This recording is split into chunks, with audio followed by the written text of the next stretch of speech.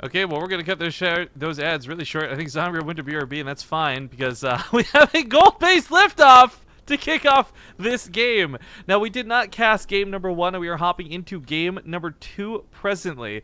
So, yeah, very interesting way to start this up for our Terran young tyke. Here in the top left, but not entirely the normal top left. The top left, Lillekanin.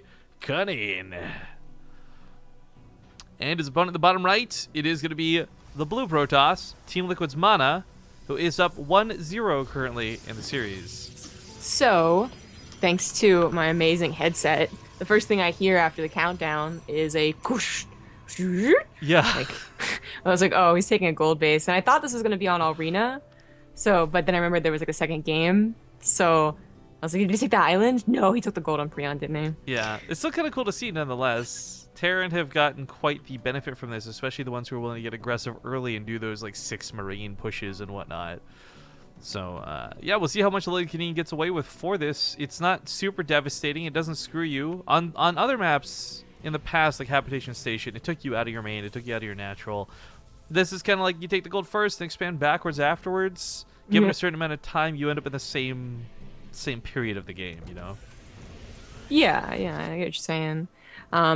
It's really, I don't know what Lillekanin plans on doing with this. We saw it done before by Euthermal, I believe, who ended up 4-axing a Zerg. So very different, obviously, just in the matchup. And Lillekanin is that type of guy who has a lot of stuff to fall back on. Like, I don't know if he's going to attack, he's getting two barracks now, and that's really where the gold base is going to come in, is by building as many Marines as possible, but... Yes, he is. Yeah, he's still going to proxy a factory, right? Like, it's like this guy, I don't know what he's going to do, so... Some other Terrans might even go for the natural expansion, which is now your main, and then go for the third as the other gold, like be super greedy, hope the Protoss does anything about it. But... That's a dick move. You can fix it with a pylon or with a depot or two. It's not a problem. But so to quickly just make sure everyone's aware, because we hopped into this rather quickly and we cut the ads really short to get into it.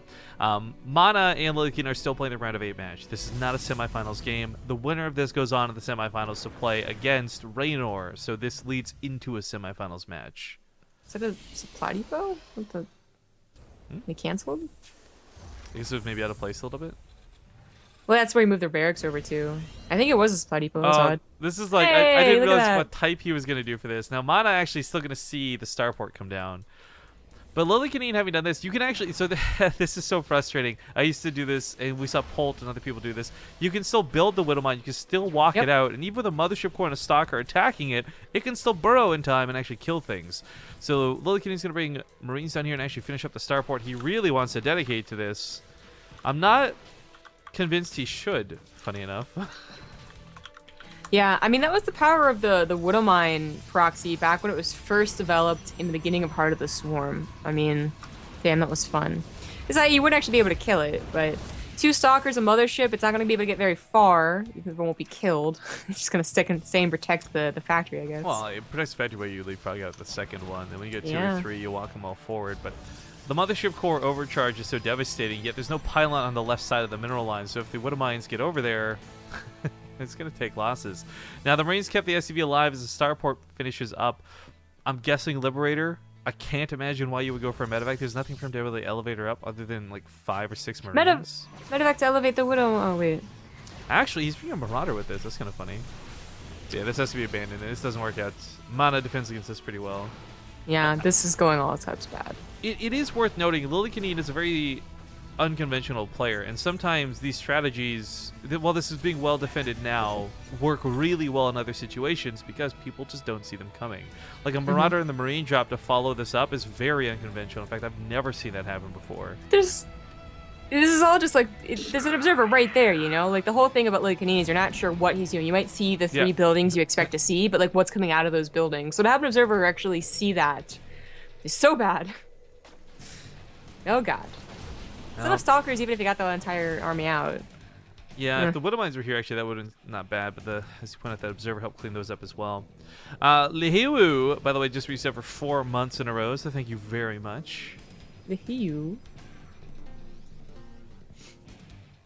Well, There's a tank. The yeah, the follow-up's gonna be Tank Liberator, and I guess he's gonna elevate everything. I mean, this could also end up being a direct push, but MaNa didn't just go for Stalkers. He does add in a couple of Immortals, and it's just too big of an army, isn't it? Got Guardian Shield to work with. Oh, not quite. There it is. If the tank was pre-siege, you could have started shuffling it around, but that's the problem with the Immortal so close. It's dangerous.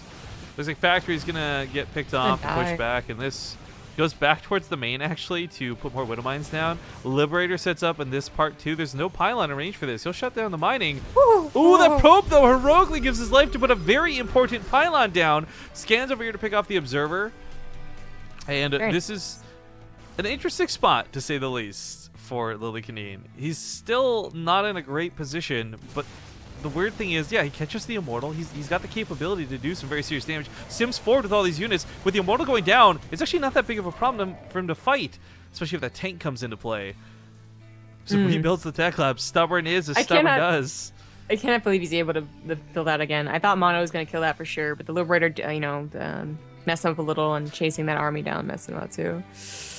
Well, there's two Immortals out. The army for MaNa doesn't look too bad at all. Lillekanin doesn't really have a lot of capability to fight, as he's already stimmed once. Never really healed up that damage. Middle of the map, a couple of Adepts walking through, hoping to kill some SCVs, and this gold base is actually starting to mine out.